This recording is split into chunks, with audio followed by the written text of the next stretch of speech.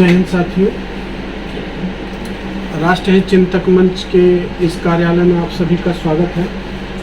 राष्ट्रहित चिंतक मंच, सभी लोग जानना चाहते हैं कि राष्ट्रहित चिंतक मंच क्या है। राष्ट्रहित चिंतक मंच नाम के हिसाब से ही काम करने वाली एक सामाजिक संस्था है जिसको एनजीओ भी बोलते हैं, और इसका मकसद है समाज में जागरूकता फैलाना, उन विषयों को, उन परेशानियों को, उन चीज़ों को जनता को जो तकलीफ दे है दूर करने का प्रयास करना, जिसके लिए जनता अकेले होने की वजह से कुछ कर नहीं पाती है, लेकिन बिना विचारे जो करे सो पाछे पछताए और काम बिगाड़े अपना जग में हो धसाए। तो हम सभी लोग राष्ट्रहित चिंतक मंच का पर्पज ये है कि हम सब लोग चिंतन करें। एक कोई टॉपिक आता है, कोई सब्जेक्ट आता है, कोई अच्छाई बुराई की बात आती है, तो जो प्रबुद्ध वर्ग है वो बैठे साथ और उन विचारों को सुने कि भाई क्या दिक्कत है और उसका समाधान निकाले। तो राष्ट्रहित चिंतक मंच का मकसद यही है। लोग कई बार कहते हैं चिंता करना, वास्तव में चिंता नहीं है। राष्ट्रहित चिंतक का मतलब होता है विचार करना, है ना, किसी विषय पे विचार करना।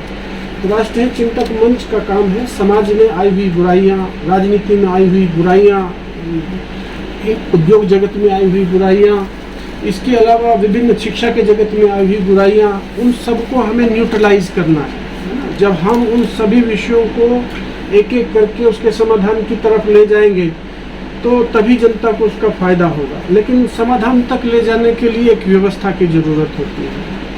तो जब हम कोई व्यवस्था तैयार करते हैं तो उसको तैयार करने के लिए बहुत प्रयास होते हैं, सभी लोगों की उसमें भूमिका होती है। राष्ट्रीय चिंतक मंच हमारा एनजीओ है और देश के सर्वांगीण विकास के लिए हम काम करना चाहते हैं। सर्वांगीण का मतलब होता है सभी दिशाओं में, सभी क्षेत्रों में समान विकास। जैसे एक शरीर होता है, उस शरीर के सभी अंग अगर अच्छे से मजबूती के साथ विकसित होंगे तो व्यक्ति स्वस्थ कहलाता है। लेकिन अगर कोई एक अंग कमजोर हो तो वो व्यक्ति स्वस्थ नहीं कहलाता, उसके अंदर एक कमजोरी आ जाती है। तो राष्ट्रीय चिंतक मंच एक राष्ट्रीय संवर्धन योजना को जनता तक लाने का प्रयास कर रहा है ताकि देश का सर्वांगीण विकास हो सके। राष्ट्रीय संवर्धन योजना के हमने 5 आयाम तैयार किए हैं और उन 5 आयाम के अलग अलग टीम काम करने वाली भी होगी और उस किए हुए काम को जनता तक पहुंचाने का भी काम राष्ट्रीय चिंतक मंच करेगा। राष्ट्रीय चिंतक मंच एक जन संसद भी है ना। जैसे एक हमारी संसद विधायकों और सांसदों की चुनी हुई होती है, उसी तरह आम जनता के प्रतिनिधि के रूप में भी बहुत से ऐसे विद्वान लोग हैं जो राजनीति में नहीं है लेकिन उनके पास विज्ञान की कमी नहीं है।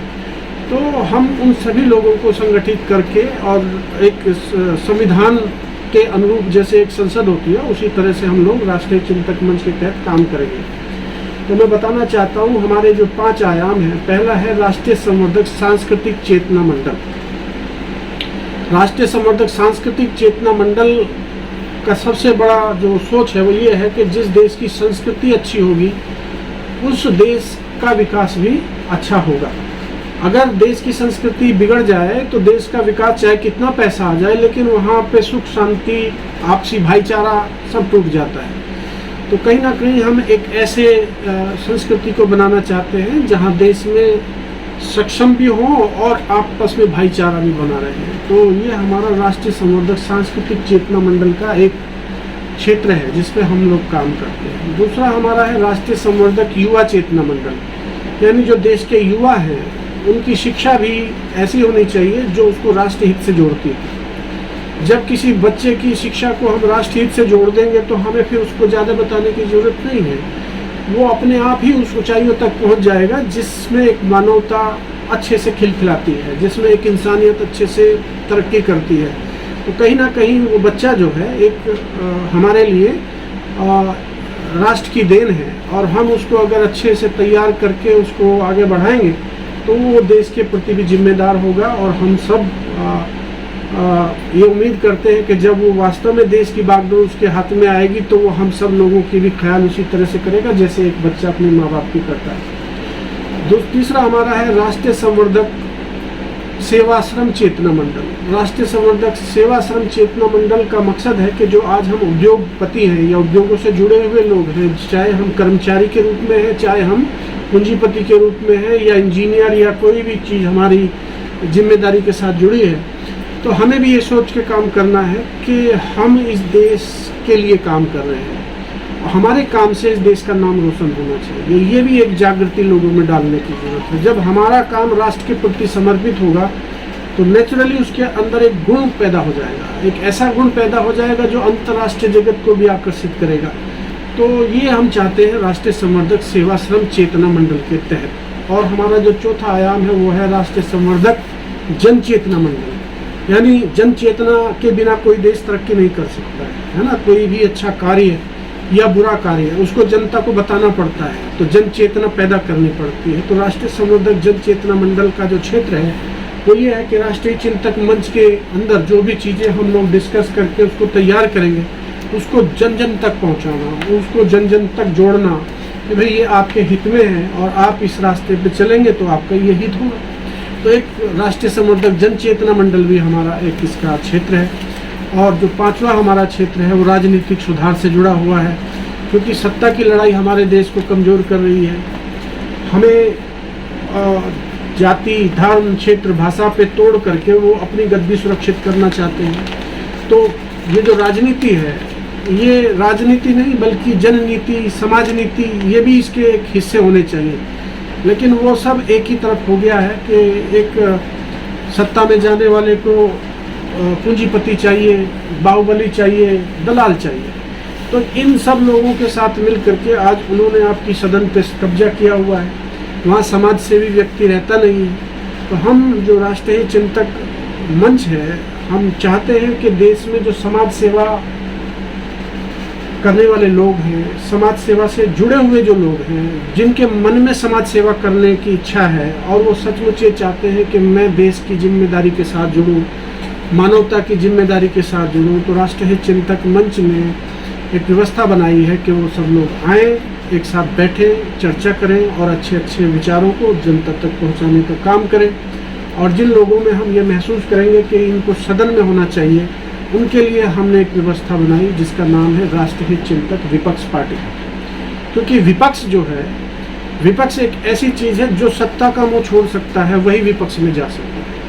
और आज के टाइम में सब लोग सत्ता की लड़ाई लड़ रहे हैं। तो सत्ता की लड़ाई को कमज़ोर करने के लिए हमें समाज सेवा जो लोग हैं उनको तैयार करना पड़ेगा कि हम विपक्ष में बैठेंगे, लेकिन जो सत्ता में बैठी हुई सरकार है, अगर वो अपने 5 साल में जो वादे किए हैं उसको पूरा कर रहा है तो बहुत अच्छी बात है, उसकी तारीफ भी होगी, उसके किए काम जनता तक भी पहुंचाएंगे। लेकिन अगर वो 5 साल में काम नहीं कर रहा है या गलत काम कर रहा है तो हमारे पास ये ताकत होनी चाहिए कि उसको हटा करके दूसरी पार्टी जो सदन में बैठी है दूसरे का नंबर लगाया जाए। क्योंकि 5 साल का जो समय है, किसी भी एक पार्टी को जिता के आपने सदन में भेज दिया, लेकिन वो काम करेगी उल्टा या काम नहीं करेगी तो आप क्या कर लोगे उसका। तो जब तक जनता के पास एक कोई लगाम नहीं पहुंचती कि भैया आप काम कर रहे हो तो ठीक है, अगर काम नहीं कर रहे तो बहुत सारी और पार्टियां सदन में बैठी है, हम उनको क्यों ना सदन में सत्ता में बैठाएं। तो ये ताकत जनता को हम देना चाहते हैं। तो उससे जो सत्ता में बैठा उसको भय पैदा होगा कि भाई मेरे को काम करके देना है ना, काम करके देंगे तो हमें सत्ता में बैठने का मौका मिलेगा और नहीं करके देंगे तो हटा देंगे। तो वो जो एक बटन दबाने की जो ताकत जनता के पास हमारे संविधान ने दी है, जिसके लिए ये 1 महीने के लिए कुकर मुत्तों की तरह बाहर निकल के आते हैं और जनता को झूठे सच्चे वादे करते हैं, है ना, और उनको प्रलोभन देते हैं, उनकी वोट जीतने के लिए वो पता नहीं क्या क्या करते हैं, आप सभी जानते हैं।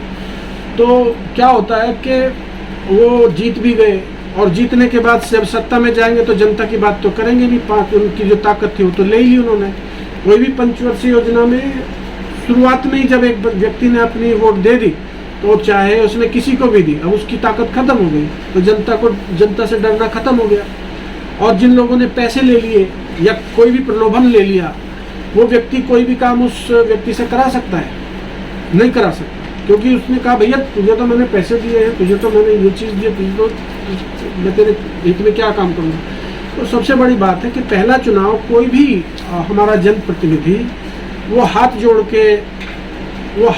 के वोट लेता है।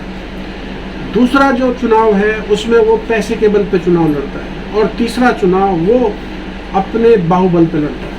तो ये जो प्रक्रिया हम देख रहे हैं पिछले 70 साल की इस ट्रेनिंग में, कि ये जो बाहुबली बन रहे हैं कहाँ से बन रहे हैं, ये सब पैसे से बन रहे हैं। और पैसा कहाँ से आ रहा है? पूंजीपतियों से आ रहा है। और पूंजीपति आज सदन में बैठे हैं तो भला किसका होगा? जिनके पैसों से चुनाव लड़ा जा रहा है। तो जिन लोगों के पैसे से चुनाव लड़ा जा रहा है, तो ये पूरी तरह से सत्ता में बैठे लोग उनके प्रति समर्पित हैं। जनहित के लिए कोई आदमी वहाँ नहीं है, क्योंकि समाज सेवी लोग उनको अच्छे नहीं लगते। अगर आप पार्टी में टिकट दोगे तो पार्टी में टिकट आप किनको दोगे? जिताऊ। क्या बोलते हैं कि जिताऊ कैंडिडेट को हम टिकट देंगे। जिताऊ कौन है? जो अपराधी है, उसके भय से लोग बाग वोट देंगे। दूसरी तरफ पूंजीपति है, वो उसको वोट देंगे लोग बाग, भैया वो वोट खरीद सकता है। तीसरी बात ये है कि जो दलाल है ना, उनको भी इन्होंने साथ मिला रखा है कि भैया किसी कॉलोनी का, किसी गांव का प्रधान पकड़ लिया तो दलाली करेगा सब लोगों की, भैया हाँ ठीक है वोट फलाने को दो। तो वो क्या पैसे के बल के साथ होगा? तो सामाजिक लोगों को हम जब तक सदन में नहीं भेजेंगे तब तक सदन जो है कभी भी जनता के हित में काम नहीं करेगा। तो जो सामाजिक चिंतन है हमारा कि सदन के अंदर 50% राजनीतिक लोग और 50% सामाजिक लोग होने चाहिए, तब इस देश का जो संविधान है जो कहता है वो सही रूप से पूरा हो सकता है। क्योंकि राजनीतिक लोग और सामाजिक लोग जब विचार करेंगे एक दूसरे के साथ बैठ करके, तब वो जनहित की भी बातें करेंगे। तो हमने एक व्यवस्था ये बनाई है, ये व्यवस्था है कि ये 5 क्षेत्र में हम लोग काम करेंगे राष्ट्रीय चिंतक मंच के तहत, और हम राजनीतिक के प्रदूषण, मतलब जो प्रदूषण है समाज के अंदर हर तरह का, वो राजनीति में भी है, उसको भी हमें दूर करना पड़ेगा।